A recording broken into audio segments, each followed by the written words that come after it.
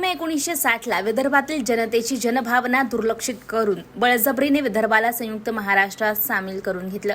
तेव्हापासून कधी काळी एका राज्याची राजधानी असलेल्या विदर्भाची अधोगती सुरू झालेली आहे। बेरोजगारी, कुपोषण, शेतकरी आत्महत्या, सिंचन, तंत्रशिक्षण, आरोग्यसेवा, दळणवळणाच्या बाबतीत विदर्भातील जनता त्रस्त आहे। विदर्भातील उच्च शिक्षित युवक आणि मजूर वर्ग रोजगाराकरता मागील अनेक वर्षांपासून विदर्भाच्या बाहेर परराज्यात जात आहे। त्यामुळे विदर्भातील 1 लोकसभा क्षेत्र आणि 4 विधानसभा क्षेत्रातील प्रतिनिधित्व कमी झाले। गोसेखुर्द सारखा प्रकल्प 40 वर्ष होऊन सुद्धा अपूर्ण आहे। गडचिरोली जिल्ह्यातील कारवाफा, तुलतुली, चेन्ना यासारखे सिंचन प्रकल्प वन कायद्यामुळे अडकलेले आहे। याकरता सरकारची विदर्भ विरोधी भूमिका जबाबदार आहे।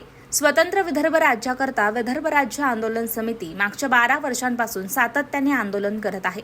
याही वर्षी आज 1 मे रोजी गडचिरोली येथील हुतात्मा स्मारकासमोर तसंच संपूर्ण जिल्ह्यात विदर्भवाद्यांनी 1 मे हा काळा दिवस पाळून आंदोलन केलं। विदर्भ काळी फीत लावून विदर्भ राज्य निर्मितीच्या घोषणा देऊन विदर्भ राज्य आंदोलन समितीच्या पदाधिकाऱ्यांनी केंद्र सरकार आणि राज्य सरकारच्या विदर्भ राज्य विरोधी भूमिकेचा निषेध केलेला आहे। या निषेध आंदोलनामध्ये अनेकांची उपस्थिती पाहायला मिळाली।